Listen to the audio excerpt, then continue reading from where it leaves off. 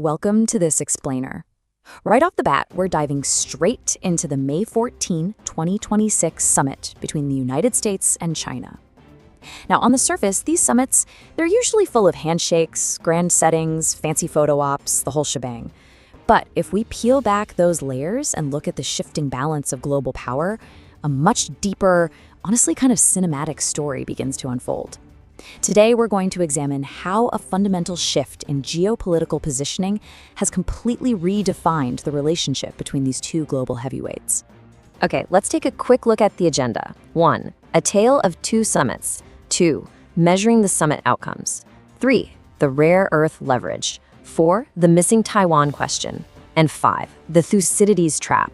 Think of this explainer like an iceberg, all right? We'll start up top with the surface optics, and then we're going to dive into the deep water to uncover some hidden leverage and a pretty ancient historical trap. Let's get into it. All right, Section 1, a tale of two summits, the surface hook. To really grasp the gravity of this 2026 meeting, we've got to set the scene at the Great Hall of the People in Beijing. It is the exact same two men, the exact same Great Hall, but a totally transformed environment. Picture this. Back in 2017, President Trump arrived as the leader of the world's dominant economy. President Xi Jinping threw this massive State Visit Plus. We're talking a private dinner in the Forbidden City, a parade through Tiananmen Square, and the unveiling of $250 billion in business deals. China, back then, was a rising power actively courting American goodwill. But fast forward to 2026, wow. The geopolitical positioning has shifted dramatically. The U.S. is absorbing its worst energy shock in history. It's bogged down in an inconclusive war in Iran, and the president faces a 33% domestic approval rating. This time around, the American delegation walked into Beijing actively needing things from China. Specifically, Chinese pressure on Tehran to reopen the Strait of Hormuz and an agreement to extend an expiring trade truce. Which brings us to Section 2, measuring the summit outcomes. The catalyst. So, knowing that shifted balance of power, walking into the room, let's look past all that diplomatic warmth and see what actually happened. During the summit, Chinese President Xi Jinping stated, "Our economic and trade teams produced generally balanced and positive outcomes." Now, what's really interesting about this precise phrasing, generally balanced and positive outcomes, is that it's highly refined diplomatic code. In practice, what this translates to is China protected its strategic priorities while giving up less than the U.S. wanted and opted instead to make tactical concessions on items that they can easily reverse later on. Let's break down exactly what that exchange looked like. Under what China got, they secured an extension of the trade truce, American business investment commitments, and the incredibly valuable optics of Xi looking like a responsible global leader hosting the American president. That plays exceptionally well both at home and across the global south. Now, look at what China actually gave in return. On the absolutely crucial issue of the Strait of Hormuz, the language was intentionally vague. Sure, both sides agreed the strait should be open, China said it opposed militarization, and they promised to buy more American oil. But crucially, this was merely a statement of principle. It contained zero firm commitment to actually pressure Iran, which allows China to proclaim diplomatic alignment without changing a single thing about its behavior toward Tehran. From the American perspective, the best surface-level outcomes of the summit included a tacit extension of that current trade truce, alongside some deliverables on agriculture, aerospace, and investment commitments. And hey, these are definitely positive developments, but we have to recognize that these are tactical wins. They are transactional. They absolutely do not represent the kind of structural shifts the United States was originally seeking. Let's dive deeper. Section 3, the rare earth leverage, below the surface. You might be wondering, why did the United States have to accept tactical wins instead of demanding structural changes? Well, the answer lies in a hidden mechanical leverage that basically forced the U.S. into its current position. 140%. That is a punchy, massive number. It represents the peak of an unprecedented American trade escalation against China just prior to 2025. Tariffs were pushed past 140%. It was a highly aggressive economic strategy designed to compel Chinese concessions. But it hit a critical turning point. Watch how this sequence builds, because it is absolutely vital to understanding the 2026 summit. Following that massive tariff escalation, China reached for its break glass tool. In April 2025, Beijing threatened to restrict the flow of rare earth minerals and magnets. In October 2025, They made the exact same threat again.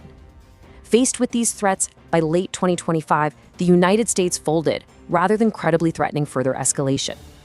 When tested on the most consequential economic pressure point available, America blinked. Twice. 1. Test. 2. Threaten. 3. Fold. This specific pattern completely recalibrated China's assessment of American resolve. Think about it. When a rising power tests an established power's red lines and watches them back down, it changes the entire psychological and strategic dynamic of the relationship. And importantly, it alters that dynamic in a structural way that no amount of diplomatic warmth or pageantry in a Great Hall can simply undo.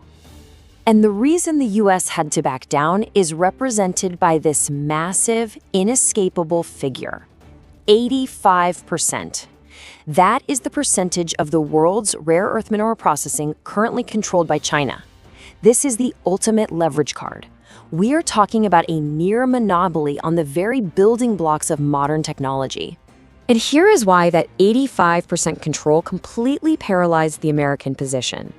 American weapons, including literally every precision munition being used in the ongoing Iran war, depend entirely on these rare earth minerals to function. So the crucial point is this: while the United States and its allies are actively mobilizing investment into alternative critical mineral supply chains, primarily in new mining and processing capacity, those efforts are going to take years, if not decades, to fully realize. Until those alternatives actually exist, China holds unmatched leverage today. No summit can remove it, and no tariff can replace it. Let's move to Section 4, the missing Taiwan question, the unspoken threat. With that structural reality established, we have to turn to the most glaring omission of the entire summit, which perfectly highlights the current limits of American diplomacy. And this brilliantly illustrates the vast disconnect between the two powers.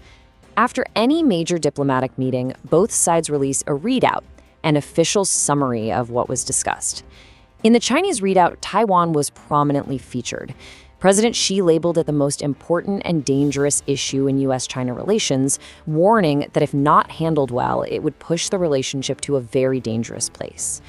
But in stark contrast, the official White House readout maintained total silence. The official American summary made absolutely no mention of Taiwan. This implies that the U.S. either didn't engage substantively on the issue China deems most critical, or it engaged in a way it strongly preferred to hide from the public. Neither scenario points to a position of strength, right? Finally, Section 5, the Thucydides trap. We're in the deep sea now. Zooming out from the specifics of this single summit in Beijing, we hit a much larger historical and structural reality: the Thucydides trap. If you aren't familiar with it, this concept refers to the dangerous structural competition and the inherent risk of war that occurs when a rapidly rising power challenges an established dominant power. What makes the 2026 summit so historically significant is that President Xi Jinping actually named this trap directly during the meetings. He didn't shy away from the structural reality. He put it right on the table. Ultimately, the summit produced pageantry and trade language that both sides could sell as progress. President Trump even publicly called Xi a great leader, but flattery didn't resolve the structural competition. In reality, China's strategic priorities, their stance on Taiwan, their continued rare earth leverage, and their firm opposition to U.S. military operations in the Strait remained entirely unchanged. China left Beijing with a lot more of what it came for than America did. Which brings us to a chilling final question, one that Xi Jinping himself asked during the summit. Can America and China avoid the fate of Sparta and Athens? Sparta and Athens, of course, completely destroyed each other in the Peloponnesian War. As we look at the shifting balance of power, the immense leverage of critical minerals, and the silent tensions over Taiwan, that historical question remains arguably the most important one facing our globe today. Thanks so much for watching this explainer, and we'll see you next time.